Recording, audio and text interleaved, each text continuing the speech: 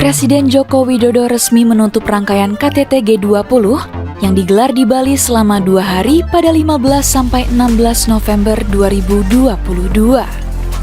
Rangkaian pertemuan G20 ini melibatkan kurang lebih 20.988 delegasi yang berasal dari 19 negara anggota, Uni Eropa, dan segenap tamu undangan. Dengan anggota yang merepresentasikan lebih dari 2/3 penduduk dunia, KTT G20 lantas menjadi salah satu forum internasional paling berpengaruh di dunia.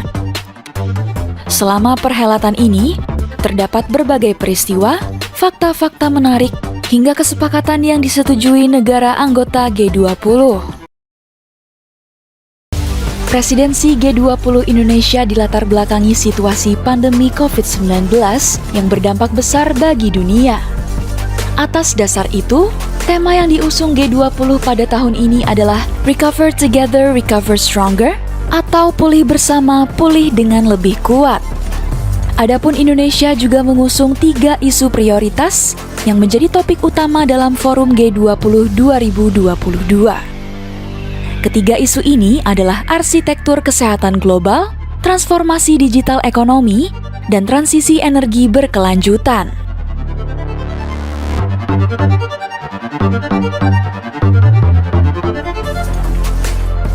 Dalam KTT G20 ini, Presiden Jokowi juga melakukan pertemuan bilateral dengan beberapa kepala negara untuk membahas sejumlah kerjasama dan permasalahan.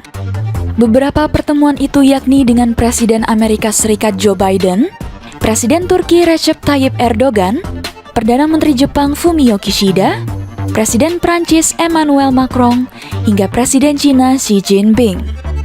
Sebagai informasi, Biden mengungkapkan rencana investasi dengan nilai 700 juta dolar AS atau lebih dari 10 triliun rupiah saat bertemu Jokowi.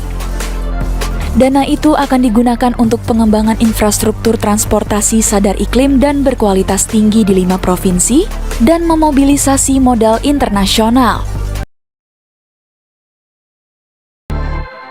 Please enjoy the dishes that we have prepared for you. I hope it is not too spicy for your excellencies. Thank you.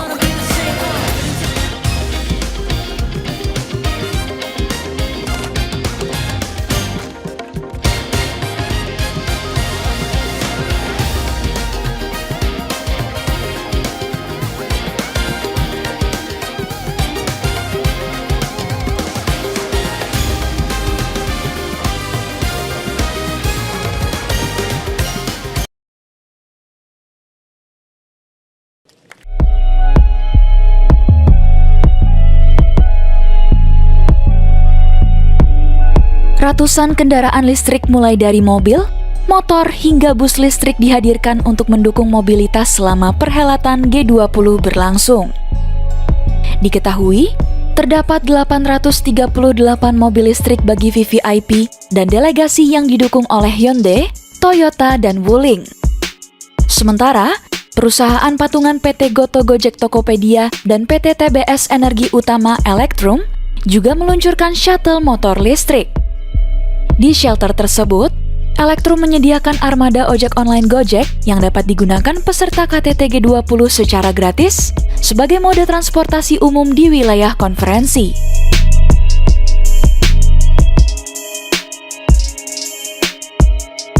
KTT G20 Bali tidak hanya menjadi pertemuan para pemimpin dunia, tetapi juga bagi jurnalis dari berbagai negara.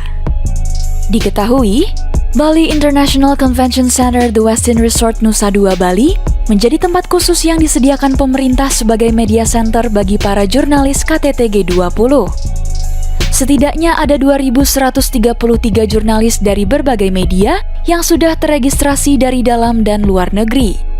Media center ini pun dilengkapi dengan meja, komputer, serta dukungan jaringan internet dan kelistrikan.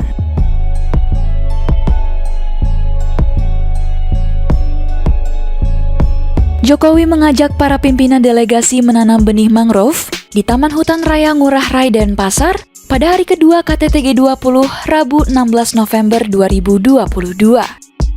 Dalam prosesi penanaman, para pemimpin berbaris di bibir undakan kayu dengan bibit mangrove masing-masing.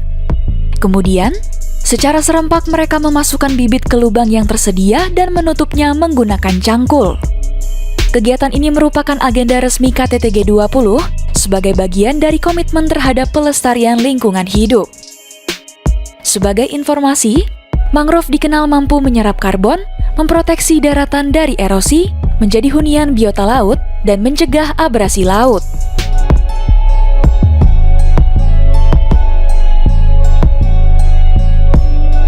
KTT G20 berhasil menghasilkan G20 Bali Leaders Declaration yang pertama kali sejak Februari 2022, di mana salah satu poinnya merupakan kritik terhadap perang Rusia-Ukraina.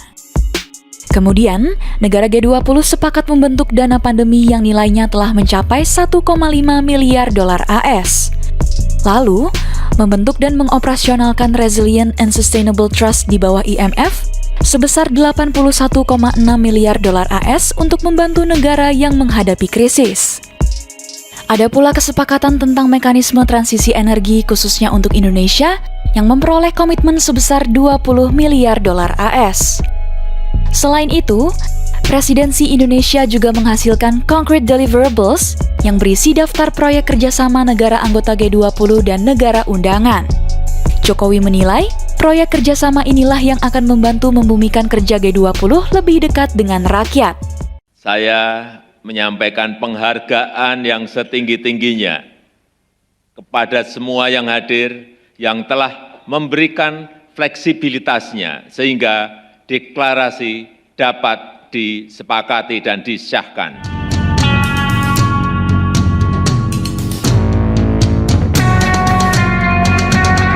Setelah menyampaikan hasil KTT G20, Jokowi menyerahkan tampuk presidensi G20 kepada India yang akan memegang presidensi selanjutnya pada 2023. Dengan penyerahan itu, Jokowi mengatakan bahwa amanah untuk menjaga dan mewujudkan pemulihan global serta pertumbuhan yang kuat dan inklusif selanjutnya ada di tangan Perdana Menteri Narendra Modi. Saya yakin di bawah kepemimpinan Perdana Menteri Modi, G20 akan terus bergerak.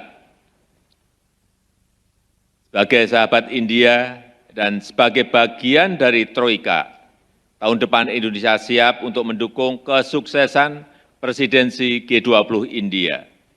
Saya juga meminta kepada semua pimpinan G20 yang hadir untuk mendukung India tahun depan. Sekali lagi saya mengucapkan terima kasih kepada Yang Mulia semua dan juga selamat jalan and have a safe trip. Dan baiklah, dengan ini saya nyatakan KTT G20 di Bali, Indonesia ditutup.